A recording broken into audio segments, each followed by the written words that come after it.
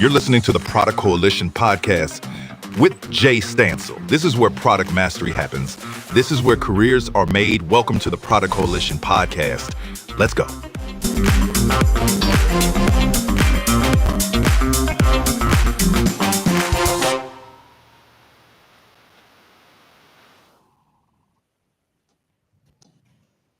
Hi, everyone. Today, I've got an absolutely inspiring episode for you. Joining me is Jessica Toussaint, a powerhouse in product leadership with a career spanning giants like Amazon and CVS Health. Jessica has mastered the art of turning challenges into opportunities, like transforming ADHD into her ultimate product superpower. We're going to be unpacking the magic of product discovery, explore how inclusive, human-centered design drives innovation, and hear Jessica's journey of breaking boundaries in tech and health equity. Jessica, thank you so much for joining me. Really excited to have this as a topic, and thank you so much for bringing this topic onto the show. Thank you for having me. Super excited as well. A little bit nervous. Might do some deep breathing along the way, but glad to be here. All good. We can definitely do that if we need to. No worries at all. Jessica, this is a really unique episode, and I firstly want to acknowledge and appreciate you bringing something that's obviously really personal to you, and I think it's going to highlight and spotlight this as a topic that many others can lean into as they listen to this and consider what they take out from this session. Before we jump into the topic itself, though, Jessica, I'm really keen for you to share your origin story in product and what has your path been? Yeah, so I started as a project manager way back when, and was doing that while getting my master's in health communication and behavior change, and was doing some product without knowing I was doing some product very early in my career. Eventually found a role for a product manager at a startup company called Shape Up. They were eventually acquired by what is now known as Virgin Pulse, which has an employee health and benefits platform. And I did my interview there, but had no true product experience. And so some of the leaders were a little bit wary about hiring somebody as green as I was. And so gave me a problem to solve and asked me to come up with a solution. And so I had 2 weeks and was going to come back and present that to the C-suite there. 2 weeks turned into 2 to 3 days.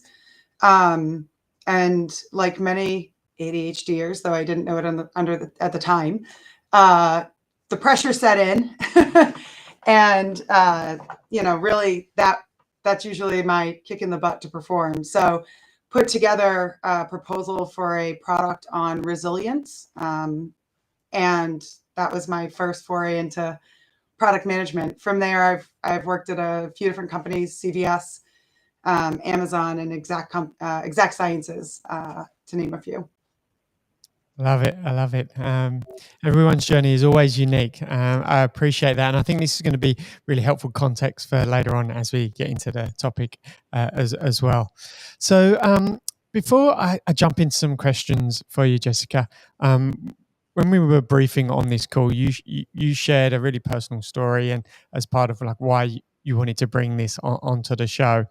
Could you share just a little bit for the audience around why does this mean something so important to you that you do want to talk about it? Yeah,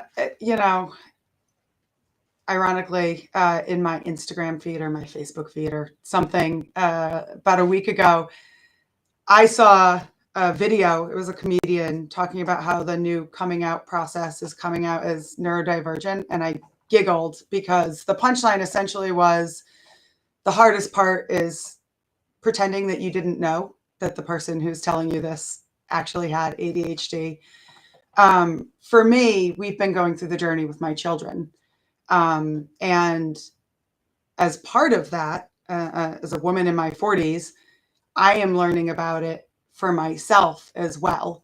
And the more research I've done, the more I've learned that there's a lot of women my age who were overlooked when we were younger, and may have been diagnosed with depression or anxiety or any other number of things that really in the background were being fueled by ADHD. Because so much of that hyperactivity happens in our brains and not in our bodies in the same way it does with male presenting kids. And so it's personal for me because of my kids. It's also personal for me because I have other friends that are similarly going through the same journey themselves. And, you know, for me, the first aha moment was when we were going through the checklist, the DSM-B checklist for ADHD for girls, for my child. And it was with our child's therapist. And I was like, oh my goodness, I either check off or have checked off almost all of those. And her response was, oh, I didn't know that you didn't know that you have ADHD. And we both laughed. And obviously she followed it up with not being able to formally diagnose me. And then I was telling the story to a colleague who I work really closely with, a colleague who became a friend. And he laughed and said the same thing. He goes, oh, I thought you knew that you had ADHD. And the more I talked about it, the more people were saying that same thing over and over again. And so since then, it's been this journey of understanding a lot from my past and also how I exist in the world now.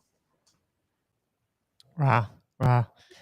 Such a personal journey. And I think my next question is, where did it go from there, as part of this discovery of Yeah. how you learned that you had ADHD? At first, it was a lot of me Googling things, quite honestly. We were so focused on my children. Like many parents, unfortunately, we do for ourselves. I was on the back burner. But I've since talked about it with my primary care. I have my own therapist that I work with it on. The hardest challenge, quite honestly, has been getting a formal diagnosis, because it's hard to find it covered by insurance, right? You have to pay out of pocket to get the type of neuropsych evals. So my appointment for that, quite honestly, is next week. I don't know how that will play into my personal care plan, right? But when we look at things like medication, right? And I've been on anti-anxieties, antidepressants throughout my life. I need that diagnosis to figure out if, from a medication perspective, right, that's the right bit. The other way it's really played into kind of my journey is understanding why I function the way that I do, whether it's just in life in general or in a workspace, and kind of going through the layers of, oh, I understand why that's a challenge for me, or, oh, I understand why that's easy for me. And now I also understand that that's not the norm, right? Like the way my brain works isn't the norm necessarily, which has changed how I approach things like communication and leadership and even problem solving with my teams. So really it's, at first there's the whole, what does it mean for me? And then how do I take what I'm now starting to understand and apply it to the way I move through the world? Amazing. Amazing. It sounds like, regardless of next week, this isn't a moment. This is a journey, Yeah. for the rest of your career. Is that the right perspective, and is that how you're perceiving it? Yeah. I mean, I think I see personal growth as a journey that never ends, right? And so for me, it's another piece of the puzzle that helps me understand my own growth, right? And how I leverage the information and how I adapt will continue constantly, right? As my roles change, as my children get older, as, the world around us changes. I, and again, this is just my personal perspective, right? I feel like I want to continuously evolve. And this was a big missing piece for me in terms of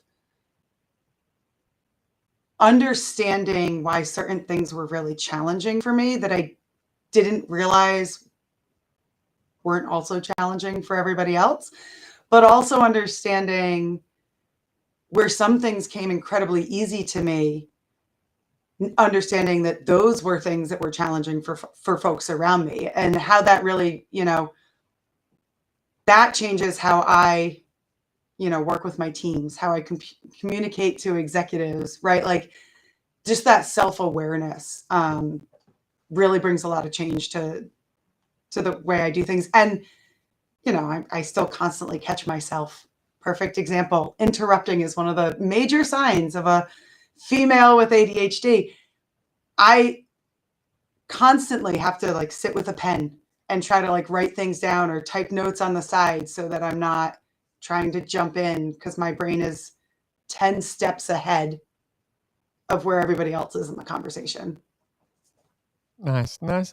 Let's stay in this space of how this has changed your perspectives to work, but more specifically to product management.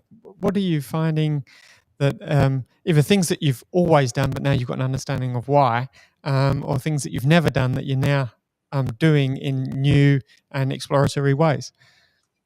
Yeah. So for me, one of the things that always came really easily to me, but that I didn't communicate well, was the connection of dots and seeing patterns that other folks didn't always see. So I always had the ability, people often explained it as like, you can always look around the corners in ways that some of us can't, right? And it's because I was always firing in 27 different directions while other people were focused on one step at a time. And it's not that either of those are better or worse. They're just different ways of thinking. And so since understanding a little bit more about how my own brain works, right, it's started to help me pause, because I would be looking so far around corners in the product space, but I'd forget to bring people with me, right? And so although it's one of my strengths, one of the pieces I had to work on is then, okay, how do you connect those dots for others and communicate it in a way that they can see how these things connect as well. And so that for me was a big one, right? It was something I had always really done very well, but not in terms of, especially now as a leader, right? I had to really work on meeting people where they're, and I'm still working on meeting people where they are at so they can see where I'm going, because I'm in this like fast forward mode all of the time. Another area that I've always kind of thrived in, and this is again really common for ADHD folks, is crisis mode, right? So ADHDers can get really overwhelmed in kind of the day-to-day, right? When you're in the routine or when you've got like a huge thing in front of you. But as soon as you're in crisis mode, there's this like state of calm. And that's always been very true for me. And it's been an asset in the product space, because as much as we like to talk about planning things and doing things the right way, right? We all have the moments of crunch time or something blowing up or the unexpected. An example for me was, when COVID hit, I was at CVS working, primarily supporting Minute Clinic and providers, right, that were supporting patients. And our team, I don't know if you remember those big testing sites where they had like the National Guard and people would sit in their cars in lines for hours, right? So our team designed, developed, and launched the scheduling application for those sites in a single sprint, which is hands down the most insane thing I've ever done.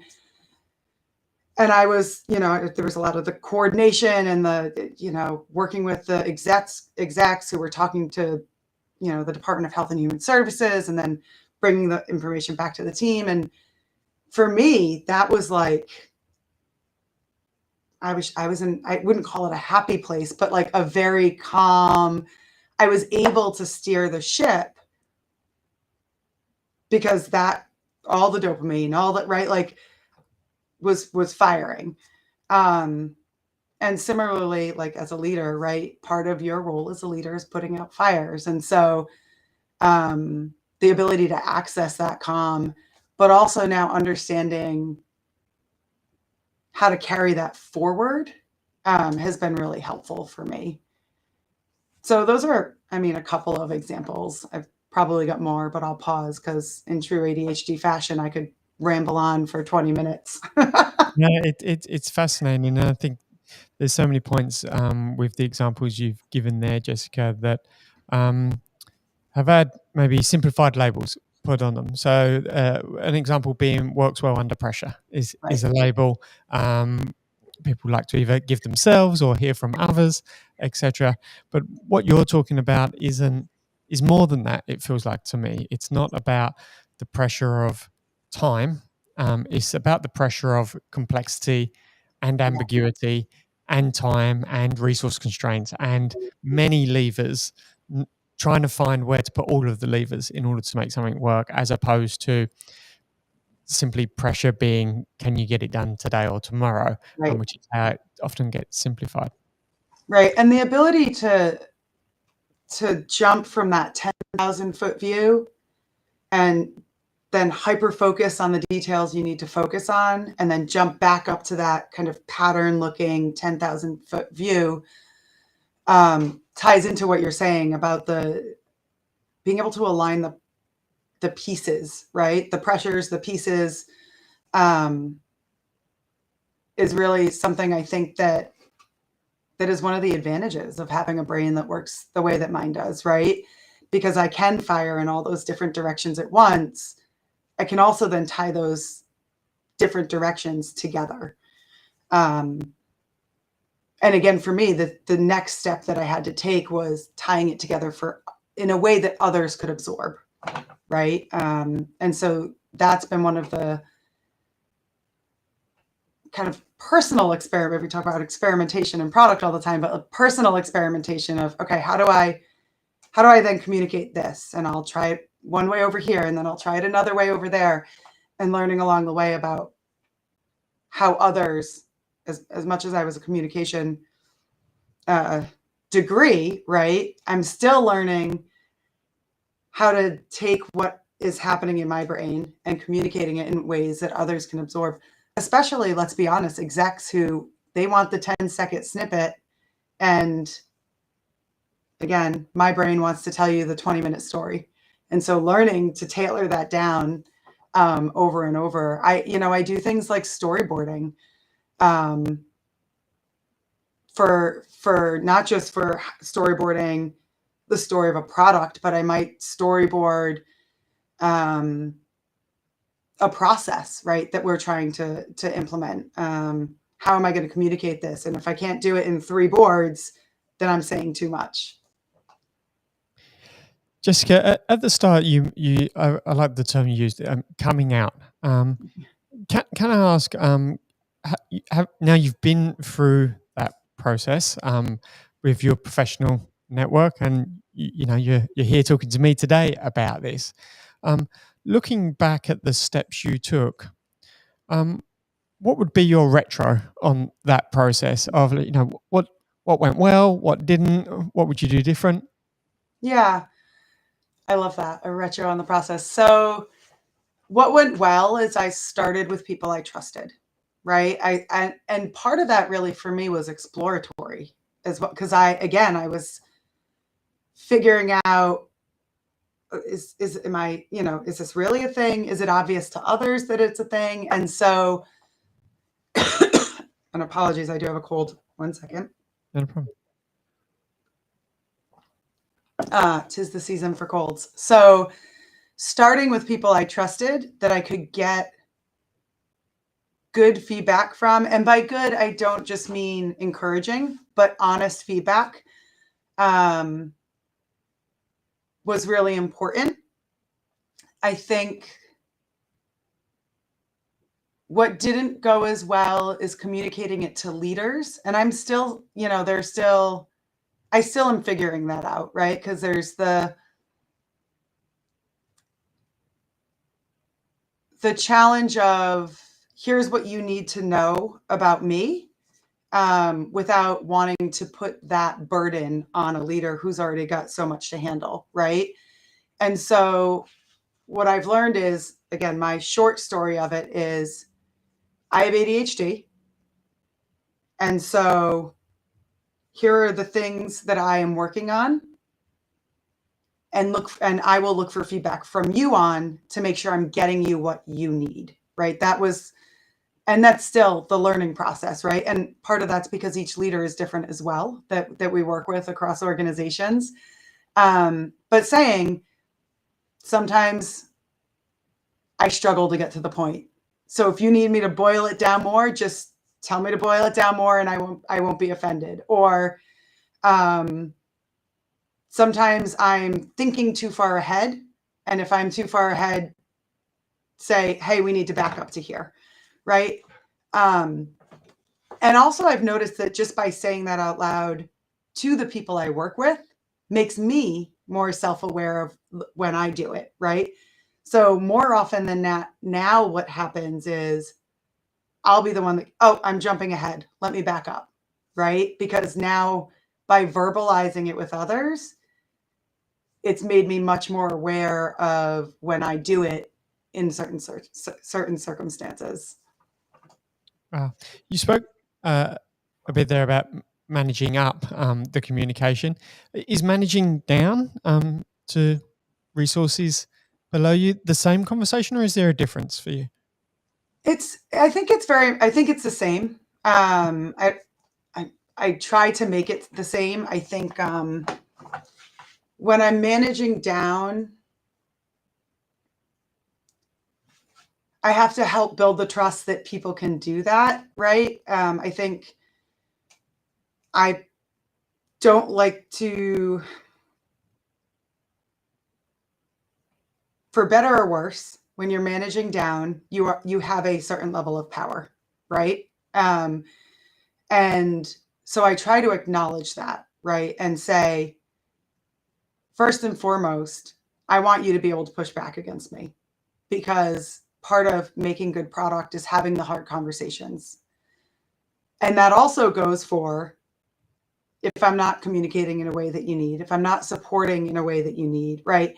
And then extending that out. But the difference, I think, with managing down is being more aware of making the space for my team to do that, because they have to know that it is safe to push back, to tell me to, hold up, back up, right? And so that's the major difference there. Whereas somebody I'm managing up to typically won't have an issue saying, hold up, back up, right? And so just ensuring that they have the safety to interject and to push back and to tell me when I'm moving at a pace or in a direction that they're not aligned to yet. I want to come back to the word leverage that we've got on today's title, Jessica. Particularly at this time of year, for many product people, it can be crisis mode. It's all about roadmaps and professional development plans and budgets for 2025, etc. As we're recording this in December. How are you leveraging ADHD in your role right now and going into 2025? Yeah. We're in all of the things that you just mentioned, right? And I think for me, it's being able to jump in where things are most critical, and also the ability to be able to jump from one thing to another.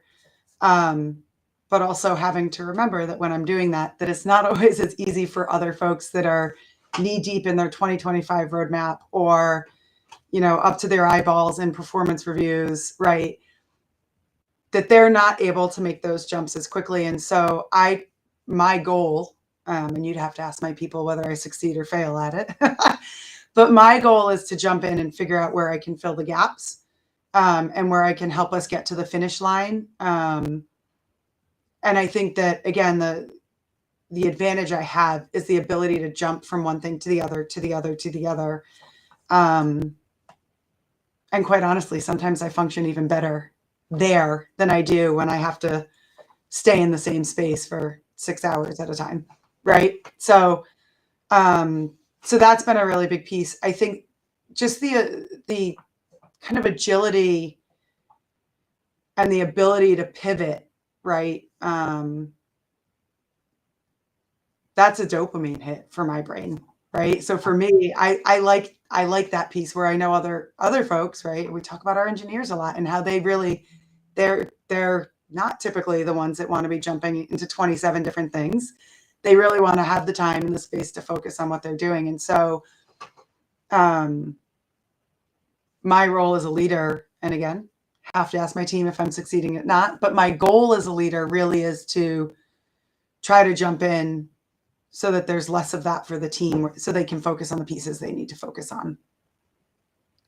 Nice. It sounds to me like where there is that ambiguity and the high risk bets are where it really gets you excited and going. And it's funny because I'm not a risk taker in life, but in work, and I know that risk taking is typically associated with ADHD. I think it's the type A in me mixed with that that makes me risk avoidant in life. But in my professional career, I have always been able to make the hard decision and make it fast. And so in those moments, being willing to take that risk on and say, I'll take the hit, right? To keep things moving is definitely an advantage. Are there plays that you thrive on, and things like when I'm thinking about design sprints or like rapid prototype development and iteration? And the second part of that question is there also things that sometimes take a long while? I don't know, like for instance, reading research papers, etc., that you really struggle with, and how if you've got these plays that you love and the plays that you don't enjoy so much, do you find motivation to succeed at both? Yeah, design sprints are always fun, right? Because you're experimenting and you're going down different paths. I really also love, to your point earlier about ambiguity, I love the vision and strategy space, right? So sort of the early conceptual thinking where you're really identifying a problem, really understanding that problem space, prioritizing which problems you need to solve, right? Putting that strategy in place before you even get to the solutioning part. That's where I tend to really do a lot of the hyper focus.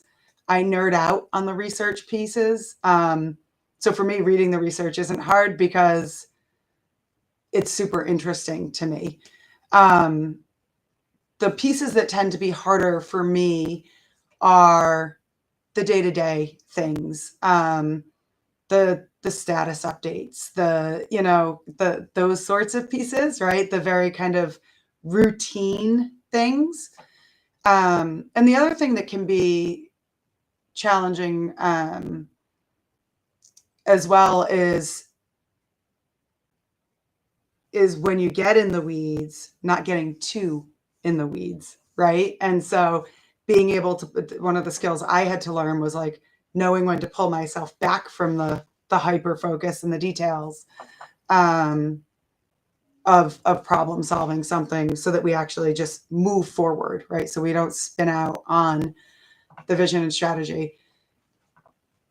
Now I really balance those things